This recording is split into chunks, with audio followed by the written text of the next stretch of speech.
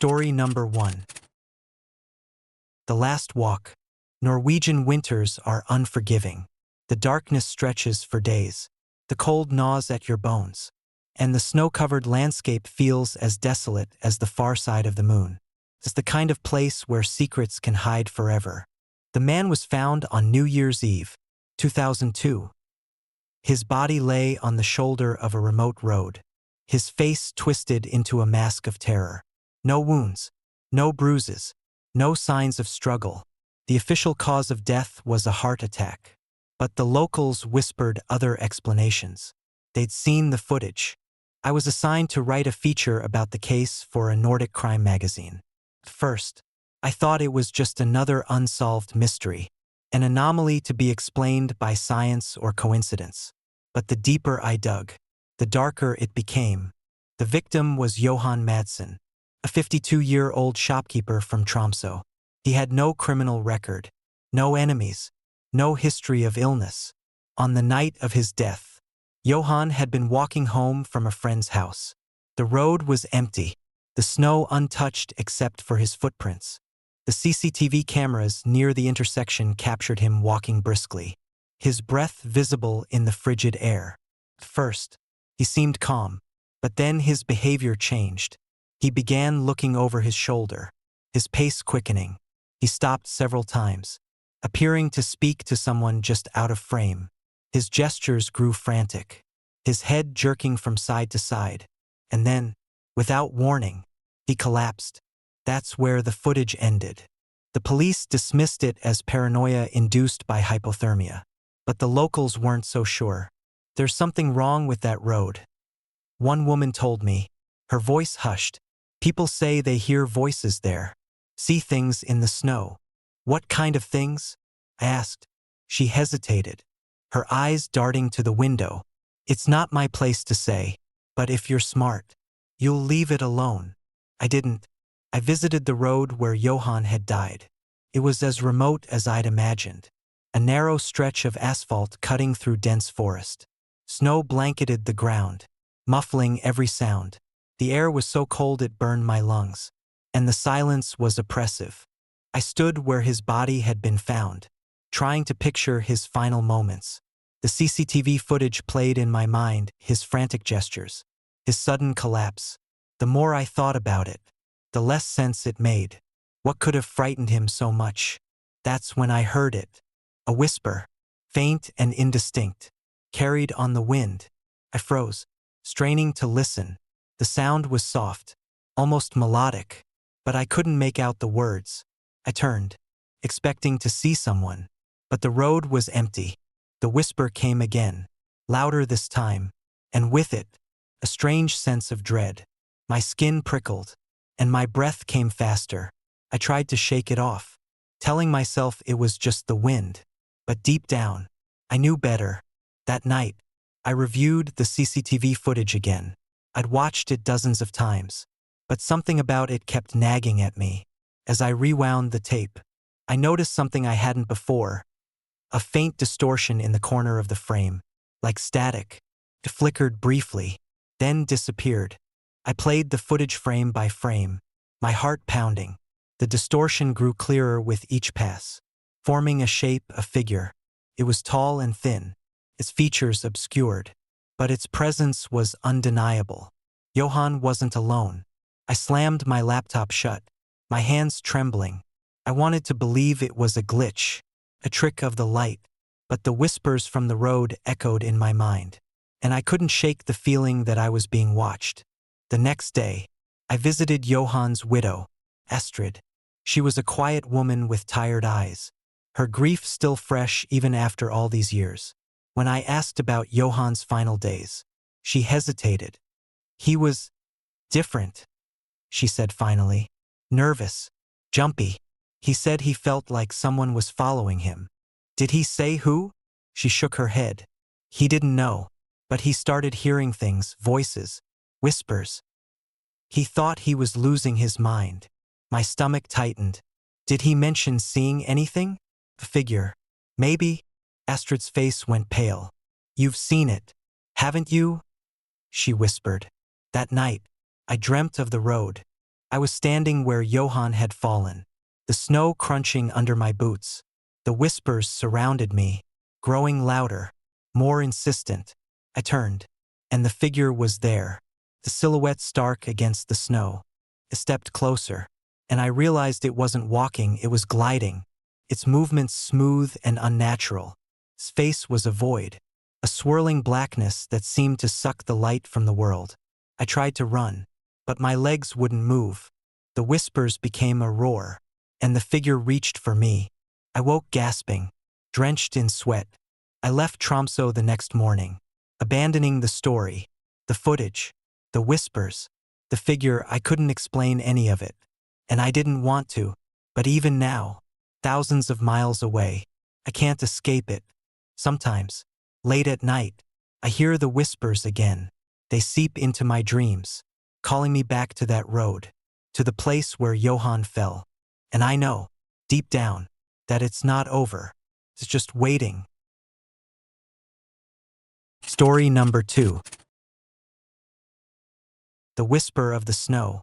The Himalayas are no place for the faint of heart. Towering peaks, bone-chilling winds, and endless stretches of ice that seem to reach up to touch the heavens. It's a world that belongs to the mountain and not to man. But in December 1959, my friends and I ventured there, chasing something more than glory. We were chasing a myth. Our expedition consisted of 5 climbers: me, Peter, Alice, Henry, and our guide, Tenzing. We'd read the stories, giant footprints in the snow, locals whispering about the Yeti, a creature that stalked the high altitudes, half man, half beast. Most of us were skeptics, except for Peter. He'd spent years obsessed with the idea, collecting every scrap of evidence he could find. "This is it," he said as we set out from Kathmandu. "The trip that will prove it's real." Tenzing wasn't as enthusiastic. "You shouldn't go looking for it," he said one night by the campfire. "The Yeti isn't just an animal. It's a guardian, and it doesn't like being disturbed." We laughed it off, but his words stuck with me. Something about the way he spoke, the fear in his eyes, it didn't feel like superstition. Felt like a warning. By the 3rd day, we were deep in the mountains, the air thin and biting. The snow fell constantly, a relentless white curtain that muffled every sound. It was beautiful, but it was also oppressive, as if the mountain itself was watching us. That's when we found the footprints. They were massive, easily twice the size of a human's, and they stretched in a straight line across the snow. The edges were sharp, the depth suggesting something heavy. Tenzing froze when he saw them, his face pale. "We should turn back," he said. "Are you kidding?" Peter scoffed. "This is what we came for." Alice and Henry hesitated, but I sided with Peter. The tracks were fresh, leading up the slope, disappearing into the mist. We followed them.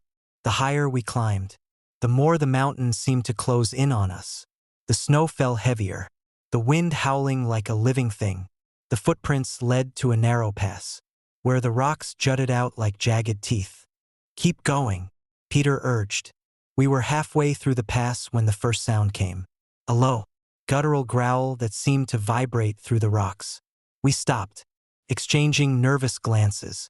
"Probably the wind," Henry said, though his voice shook. But it wasn't the wind. The growl came again, louder this time, echoing off the cliffs. And then we saw it.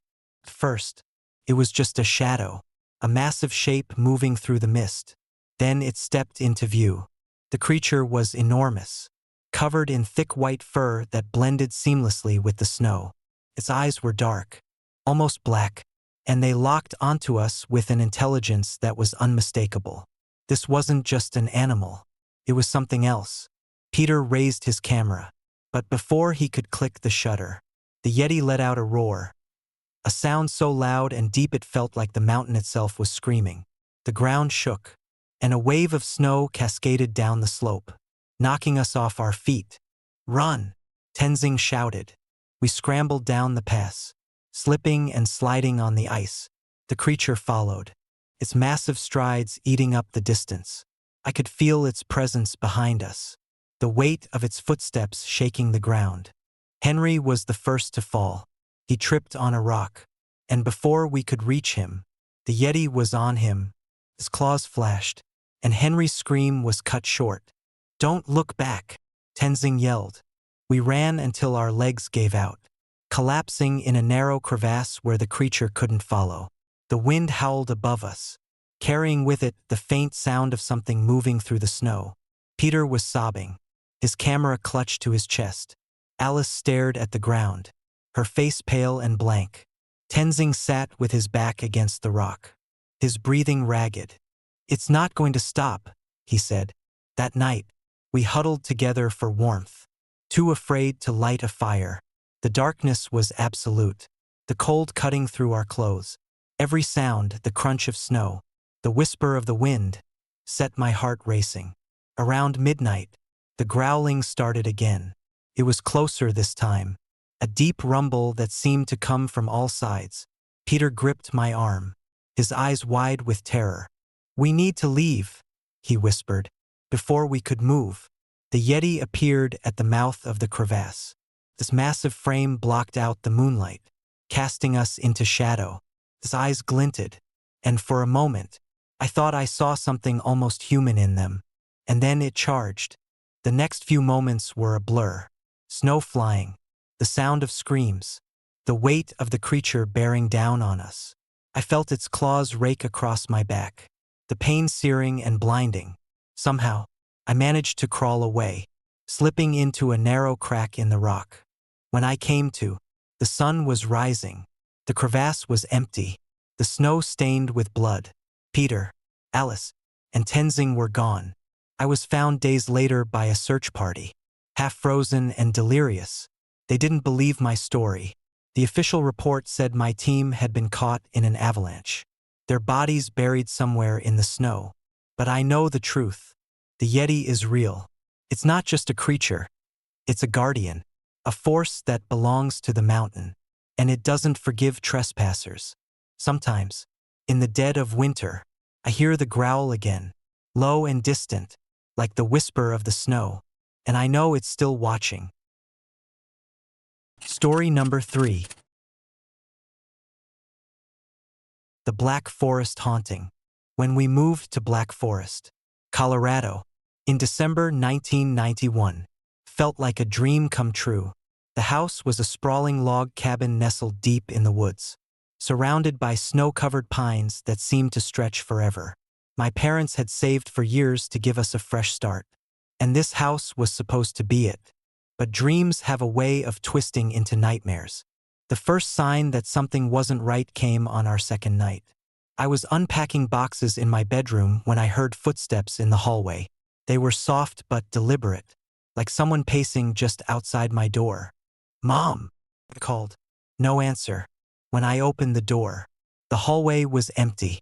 The snow outside muffled all sound, and the house was eerily quiet. I told myself it was just the old floorboards settling and went back to unpacking. But the footsteps came again. This time, they stopped right outside my door. I held my breath, my heart pounding, and slowly turned the knob.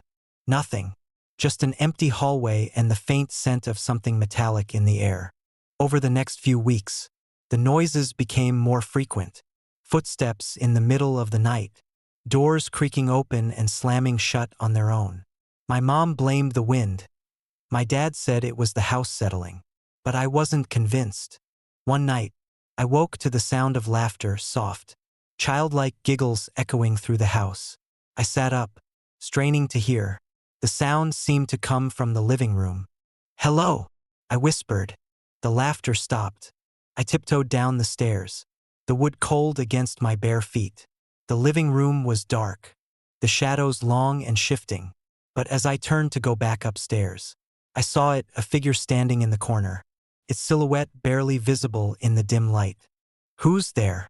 I demanded, my voice trembling. The figure didn't move. It just stood there, watching me.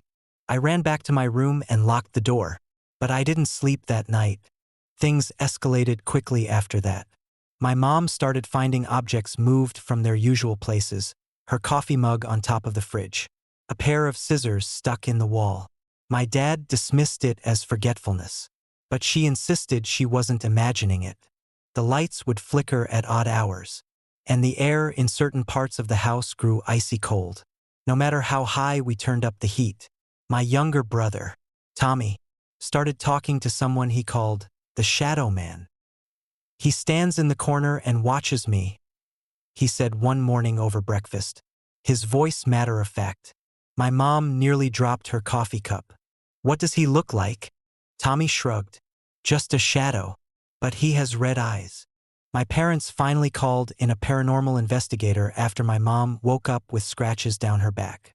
The investigator, a middle-aged woman named Claire, arrived with cameras, recorders, and what looked like a radio that emitted static. She spent hours walking through the house, asking questions into the empty air. "Who are you? Why are you here?" At first, there was no response, but then, as she stood in the living room, the static from her radio grew louder, and a voice cut through the noise. "Get out." That night, the activity reached a fever pitch. Doors slammed open and shut. The lights flickered violently, and the laughter returned, louder and more menacing. My dad grabbed a baseball bat and shouted for whatever was in the house to show itself. And it did. The figure from my nightmares appeared at the top of the stairs, its shadow stretching down the hallway. Its eyes burned red, and its mouth twisted into a grotesque smile. The laughter turned into a deafening roar as it lunged forward, disappearing just before it reached my dad. We spent the rest of the night in the car, too afraid to go back inside. The next day, Claire returned with a priest, but the house refused to be cleansed. Every prayer, every blessing seemed to make it angrier. Objects flew off shelves, and the walls vibrated with a low, guttural growl. "We need to leave," Claire said, her face pale. "This isn't just a haunting, it's something worse." But my parents refused. They'd poured everything into this house and weren't ready to give up. The final straw came 2 nights later. I woke to the sound of Tommy screaming. I ran to his room and found him curled up in the corner, his eyes wide with terror. The words "he's mine" were scrawled across the wall in what looked like blood. We left that morning. It's been over 30 years since we left Black Forest. But the memories still haunt me. The house was sold to another family, who moved out within 6 months. Some say it's cursed, built on land that was never meant to be disturbed. I don't know what was in that house. Demon, ghost, or something else entirely.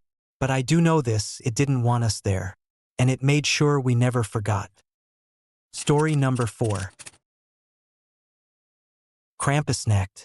Growing up in a small village in Austria, December was my favorite time of year. The snow turned the mountains into a winter wonderland, and the air smelled of pine and spiced wine.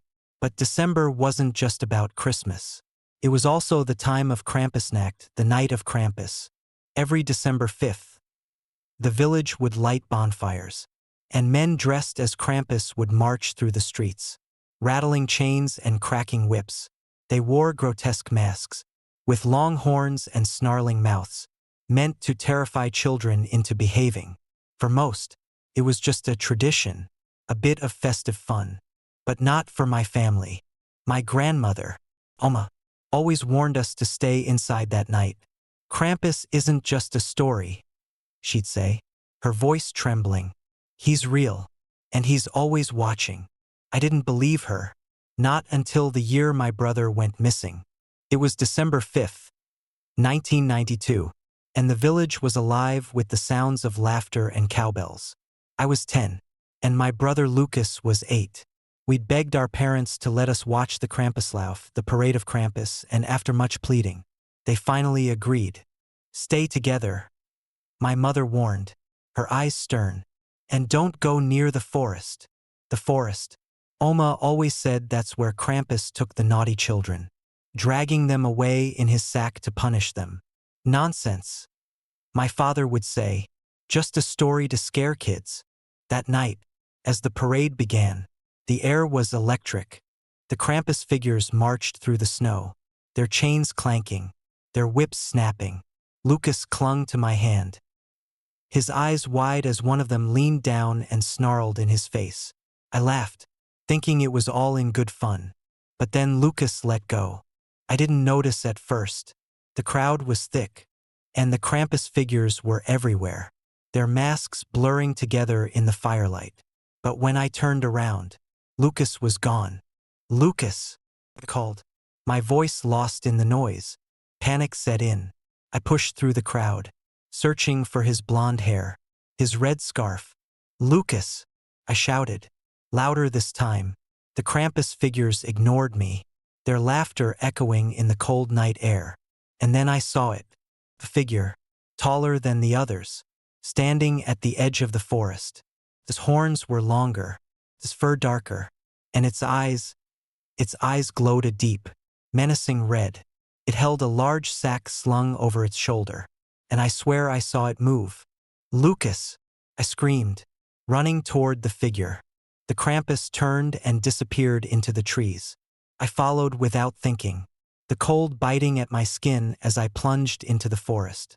The bonfires and laughter faded behind me, replaced by the crunch of snow underfoot and the eerie silence of the woods. "Lucas!" I called, my voice trembling. No answer, just the wind, whispering through the trees. I found footprints in the snow, large, hoof-shaped prints that led deeper into the forest. My breath fogged in the air as I followed them, my heart pounding. The prints stopped at a clearing, where the snow was disturbed, as if something had been dragged. And then I heard it, a low growl, deep and guttural, coming from the shadows. My blood turned to ice as the figure stepped into the moonlight. It wasn't a costume. Krampus was massive, its twisted horns scraping the low-hanging branches. His fur was matted and dark, his claws glinting like polished steel. The sack slung over its shoulder writhed, as if something or someone was inside, tilted its head, studying me with those burning red eyes. I wanted to run, to scream, but my legs wouldn't move. I was frozen, trapped in its gaze. "Please," I whispered, "give him back." The creature snarled, its breath steaming in the cold air. Slowly, it opened the sack, and I saw Lucas inside, his face pale, his eyes wide with terror. "Take me instead," I said, tears streaming down my face. "Please, let him go." Krampus growled again, and for a moment, I thought it would. But then it turned and disappeared into the trees, taking Lucas with it. I don't remember how I got out of the forest. The next thing I knew, I was back in the village, my parents and Oma hovering over me, their faces etched with worry. "He took Lucas," I sobbed. "Krampus took him." No one believed me. They said Lucas must have wandered off, gotten lost in the forest. Search parties combed the woods for days, but they never found him. Not a trace, not a footprint, nothing. Every December, I return to the village. I sit by the bonfires, watching the Krampus figures march through the streets, their chains clanking, their whips cracking. But I don't see them as costumes anymore. I know what's out there, and sometimes, late at night, when the snow falls heavy and the wind howls through the trees, I hear the growl, and I wonder if Lucas hears it too. Story number 5. The Red Shoes in the Snow. Poland, December 1984. The winters there were brutal, with snow piling high enough to swallow cars and the wind cutting through even the thickest coats. My family had moved to a small village near the edge of the forest, a decision my mother called a return to our roots. 10 years old. I hated it. The village was quiet, too quiet, and the forest seemed to watch you. But it wasn't the cold or the isolation that scared me. It was the story. The villagers called her Dziewinka w Czerwonych Butak, the girl in the red shoes. They said she'd been taken one winter night, long ago, and that she never came back. They warned us not to follow the footprints if we saw them, to never enter the forest after dark. I thought it was just a fairy tale, until I saw her. It was the week before Christmas, and the snow had come early that year, burying the world in white. My mother sent me to the corner store for bread. bundling me in layers until I could barely move. "Be quick," she said, her voice sharp, "and stay on the road." The store was less than a mile away, but the walk felt longer in the biting cold. The sky was a dull gray, and the snow crunched loudly under my boots.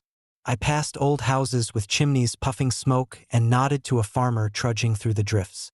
On the way back, I saw them, footprints, small, delicate prints, too small to belong to an adult.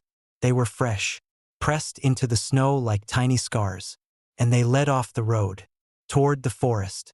My breath fogged in the air as I stared at them, a strange chill creeping up my spine. Then I saw the color. At first, I thought it was blood, a faint red stain in the snow, but as I stepped closer, I realized it wasn't blood at all. The footprints were red, bright, unnatural red, as if someone had dipped their shoes in paint. The story came rushing back to me. The girl in the red shoes, she'd been walking home, just like me, when she disappeared.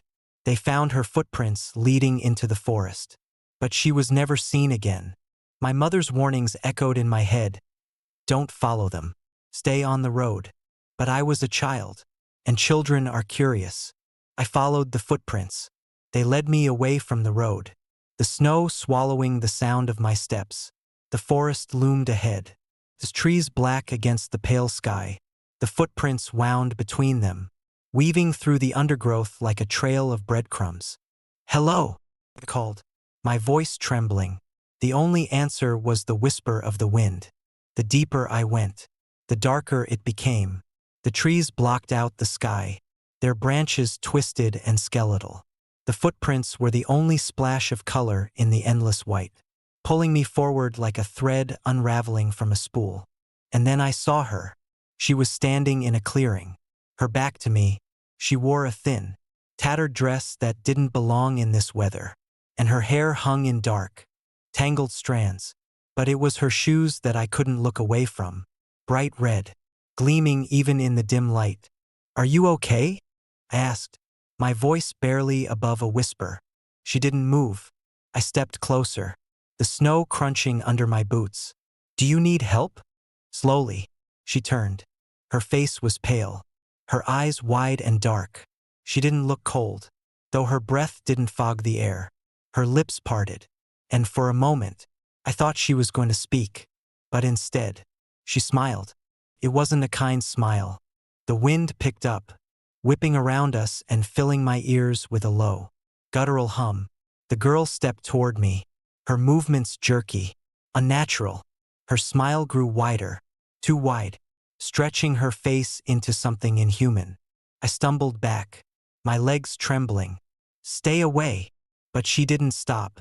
Her shoes left red stains in the snow, brighter and wetter now, as if they were bleeding. The hum grew louder, turning into whispers that seemed to come from the trees themselves. "Come with me," she said, her voice echoing as if it came from somewhere far away. "It's warm here." I turned and ran.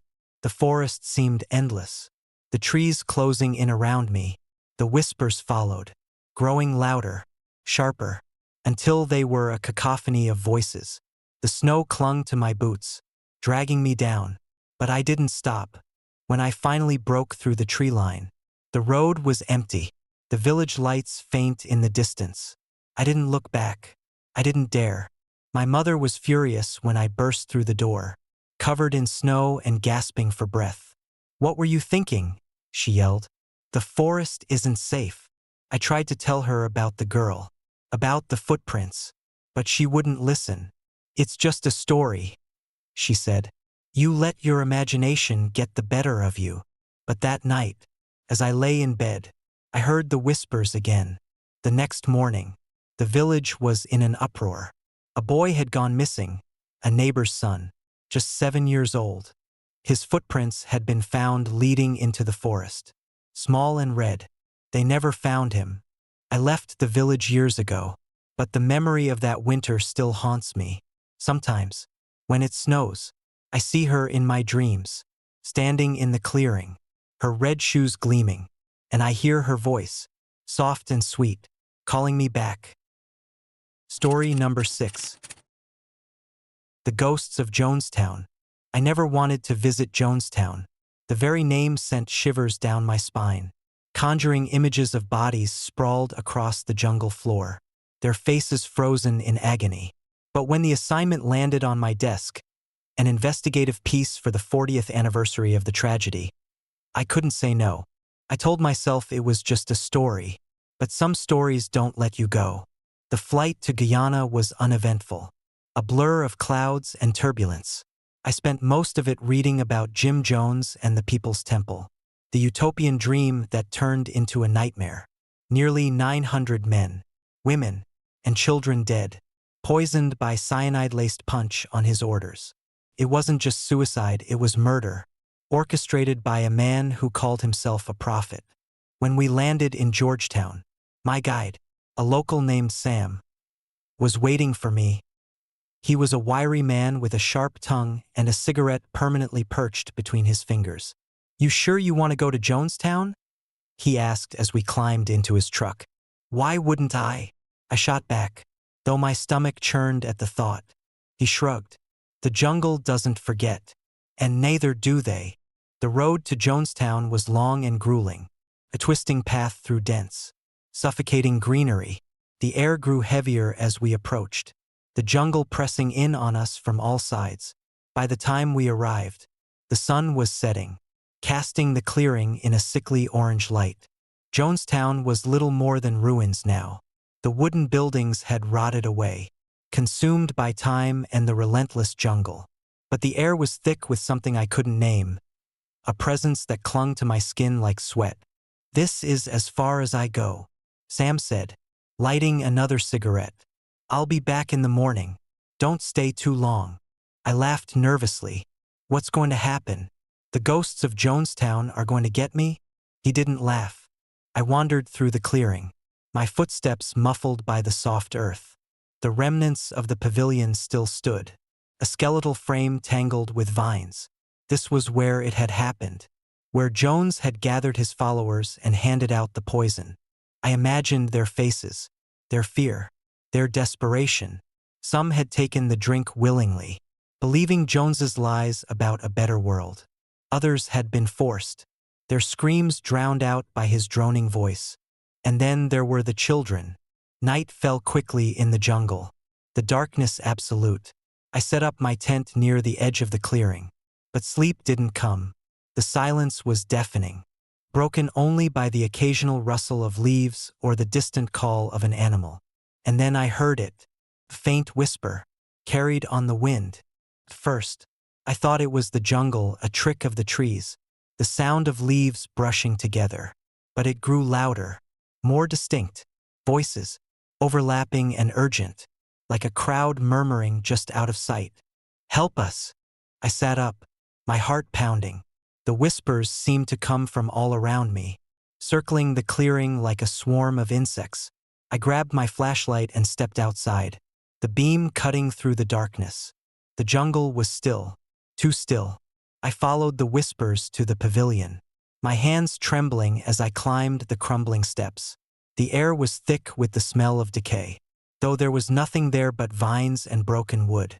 "Is someone there?" I called, my voice shaky. The whispers stopped, and then I saw them. They stood in the shadows, pale and silent, their eyes wide and unblinking.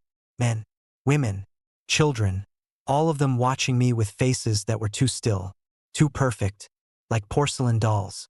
"Who are you?" I asked, my throat dry. A woman stepped forward, her skin translucent, her eyes hollow.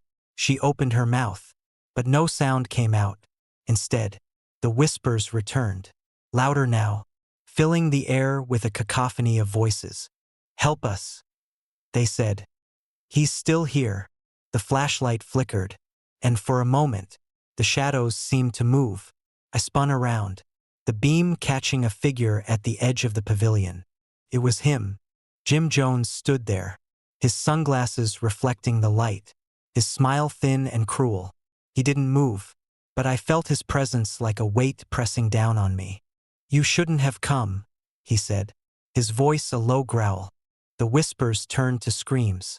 I ran, The jungle closed in around me, the path disappearing into darkness. The screams followed me, echoing through the trees, each one sharper and more desperate than the last. I tripped and fell, the flashlight skittering out of my hand. When I looked up, he was there. Jones loomed over me, his face twisted into something inhuman. His hand reached out, his fingers impossibly long, and I felt the cold seep into my skin. "You'll join them," he said. "They all do." I don't remember how I got out. Sam found me the next morning, lying at the edge of the clearing, my clothes soaked with sweat and mud. He didn't ask what happened, and I didn't tell him. I left Guyana that day, but Jonestown never left me. I still hear the whispers sometimes, late at night, when the world is quiet, and in my dreams, I see their faces, pale and pleading, trapped in the shadows of the jungle, and I hear his voice, calling me back. Story number 7. The Axeman's Serenade. New Orleans, December 1918. The city was alive with music, the streets bustling with people trying to forget the weight of war and the shadow of the Spanish flu. But beneath the jazz and laughter, there was fear of the Axeman. He wasn't like other killers. He didn't choose his victims based on wealth, race, or age. He struck seemingly at random, his weapon of choice always the same, an axe, usually one stolen from the victim's own home. He left no fingerprints, no clues, just blood-soaked rooms and shattered lives. The police had no leads. The newspapers dubbed him a phantom. And then he wrote a letter. I first heard about the Axeman from my uncle, a beat cop who'd worked the French Quarter for decades. He told me about the victims, sleeping couples hacked to death, families torn apart, and about the city's desperate attempts to stop him. But the letter was what haunted him the most. The Axeman wrote it himself, addressed to the Times-Picayune. In it, he claimed to be an agent of hell, a demon who thrived on chaos and fear. He promised to strike again but offered the city a chance to save itself. "I am very fond of jazz music," he wrote, "and I swear by all the devils in the nether regions that every person shall be spared in whose home a jazz band is in full swing." That night, the city played. I was a journalist then, fresh out of college, eager to make my name. The Axeman was the biggest story in the country, and I wanted in. My editor assigned me to cover the aftermath of his rampage, interviewing survivors, documenting the fear that gripped the city. But I wanted more. I wanted to find him. That's how I ended up in the French Quarter on a cold December night, notebook in hand, ears straining for the sound of jazz. Every bar, every home, every street corner was alive with music. But the music didn't drown out the fear. People locked their doors, bolted their windows, and prayed the Axeman would pass them by. The city didn't sleep, and neither did I. The first victim that month was the Polizzi family. They lived in a modest shotgun house on Esplanade Avenue, their home one of many where the Axeman had left his mark. I arrived just after dawn, the street already swarming with police and reporters. The scene inside was horrific. The father, Vincenzo, lay sprawled in the kitchen, his head caved in. The mother, Maria, had been attacked in the bedroom, her blood soaking the mattress. The axe lay discarded on the floor, its blade stained dark, but it was the writing on the wall that chilled me. "Play for me," it said, scrawled in blood. The letter came 2 days later. "Esteemed mortal fools," it began, the handwriting jagged and uneven. "You've played my song well, but the symphony is far from over. I walk among you, unseen, unheard, my axe thirsty for more." He promised another attack, another performance. The city panicked. Jazz bands played day and night, the music filling every corner of New Orleans. But the Axeman didn't care. His next victim was a shopkeeper on Dauphine Street, killed in the middle of a brass band's performance. The music wasn't enough. I started staying up late, combing the city for clues. Every shadow, every creak of the floorboards felt like him. I interviewed survivors, neighbors, anyone who might know something. but no one ever saw him coming. He was a ghost, a shadow that slipped in and out of homes like smoke. Then, one night, I heard it, a low, rhythmic tapping at my window. I froze, my heart pounding. As the sound grew louder, I forced myself to look, expecting to see the gleam of an axe, the glow of hellish eyes. But there was nothing there, just the dark. The final attack came on Christmas Eve. I was walking home from a bar on Royal Street, the strains of a jazz quartet echoing down the cobblestones. The city felt quieter than usual, as if the air itself was holding its breath. And then I heard it, a scream, sharp and raw, cutting through the night. I ran toward the sound, my notebook clutched in trembling hands. The house was dark, the door ajar.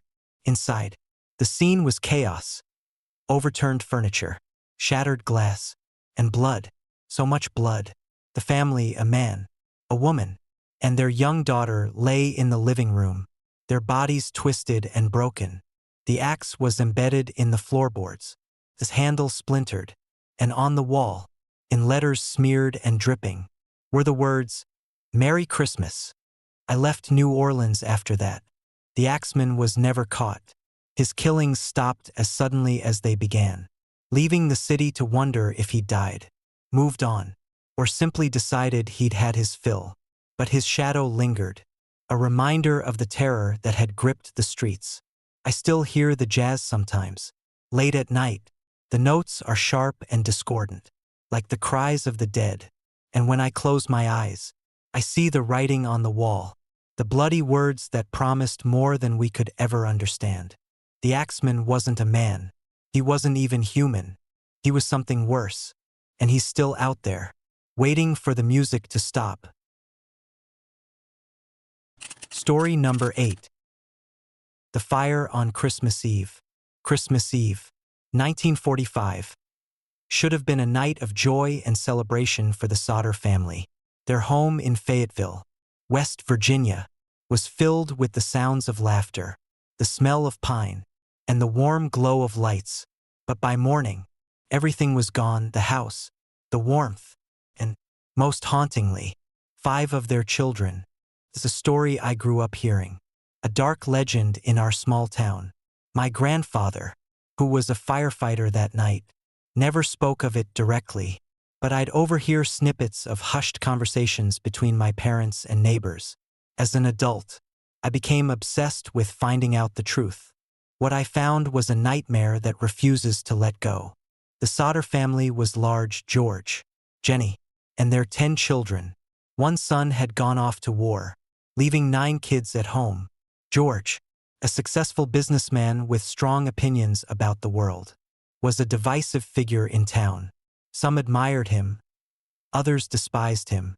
There had been threats, strange visitors, and warnings in the weeks leading up to Christmas. But no one could have predicted what would happen that night. The fire started just after midnight. Jenny woke to the smell of smoke and the sound of glass shattering. She and George scrambled to get the children out. But something was wrong, terribly wrong. The staircase was engulfed in flames, and the phone line was dead. George smashed a window, cutting his hands as he pulled 4 of the children to safety. But 5 remained upstairs: Maurice, Martha, Louis, Jenny Jr., and Betty. George tried everything to save them. He climbed the outside wall, but his ladder was missing. He tried to start his truck to pull them out, but the engine wouldn't turn over. Jenny ran to a neighbor's house to call for help, but the phone lines were strangely silent. It was as if the fire wanted to consume everything. By the time the fire department arrived, hours too late, the house was nothing but ash. The official explanation was clear: the 5 children had perished in the fire. But there were no bones in the rubble, no teeth, no sign that they had ever been there. And then came the letters. The first one arrived months later, addressed to Jenny in shaky handwriting. Inside was a photograph of a boy who looked eerily like Maurice, the oldest of the missing children. The back of the photo read, "I love you, Mom. Don't come looking for me." Then, there were the sightings. A woman claimed to see a group of children matching their descriptions in Charleston. Another said she saw them with 2 men and a woman in a hotel in New York. George followed every lead, driving thousands of miles. But each time he arrived, the trail went cold. I couldn't stop thinking about the case.